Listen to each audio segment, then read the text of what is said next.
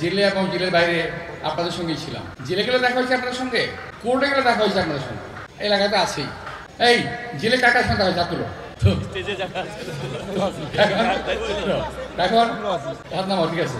দেখো যখন জেলে ছিলাম ওই সময়টা কথা একটু মনে করো, স্মরণ করে দেখো ওই সময়ে আমাদের কত কষ্ট হয়েছে। আমার সঙ্গে যারা দেখা করতে গেছেন তারা দরজার ফাঁক দিয়ে, দরজা খুলে দেয় না, দারোয়ান আছে, গেটের ফাঁক দিয়ে, মেন গেটের ফাঁক দিয়ে দেখা করেছেন। আমাদের ভাই খাওয়ার টাকা নাই, ওই ফাঁক দিয়ে দিতে হয়েছে টাকাটা, চেষ্টা করেছি। ওই সময়ের দিনগুলো স্মরণ করে দিচ্ছি। ওই সময়ের দিনগুলো যারা ওই সময় কি চম্পাগুলিতে ছিল, যারা সূর্যমুখীতে ছিল, যারা 10 ছেলে ছিল। আমরা আবার যেহেতু ডিভিশন পাইছি আল্লাহর রহমতে, জেলখানার জীবন তো যত ভালোই খাই, যত ভালোই থাকি, জেলেই আরাম নাই, কত অশান্তি ছিলাম, তাই না? ওই কথাগুলোই আজকে বলতে ভালো লাগছে। তোমরা একদিন তোমাদের সন্তান, তোমাদের পরবর্তী প্রজন্মকে বলবে যে আমরা জেলে ছিলাম, আব্বাসদের সঙ্গে দেখা হয়েছে। ইশরাক হতে বলবে তার সন্তানকে একদিন যে তোমার আব্বাসদের সঙ্গে কিন্তু জেলখানা দেখা হয়নি আমার, কারণ ইশরাক যখন জেলখানায় গেছে তখন আমি জেলে ছিলাম। তো এরকম বহু ঘটনা গেছে। এক সময়ের কষ্ট, অতীত, আজকের গল্প, মজাদার গল্প। প্রিয় ভাইয়েরা, এই সময়টা আনতে একসময় অতীতকে অতিক্রম করে বর্তমান সময়, আনন্দের সময় আসতে আমাদের 17টা বছর সময় লেগেছে।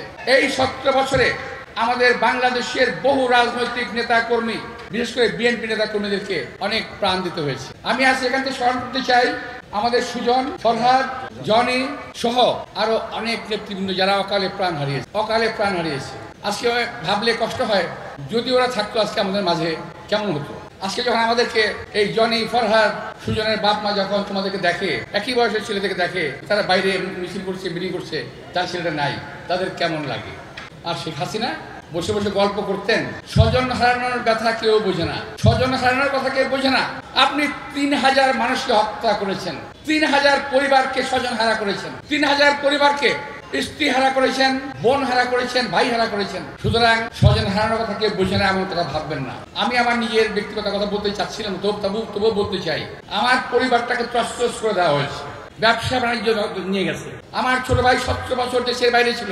আপনাদের এলাকার যে প্রার্থী আফরোজা আব্বাস, সেও জেল খেলেছে, আপনি জানেন? সেও জেল খেলেছে, 1.5 থেকে 2 মাস জেল খেলেছে। আমি কতবার জেলে গেছি তার তুই সাহেব আপনারাই জানেন, আমি ভালো বলতে পারবো না। তো এইভাবে বাংলাদেশের প্রতিটি পরিবারকে তিলে তিলে বিএনপির পরিবারকে ধ্বংস করে দেওয়া হয়েছে।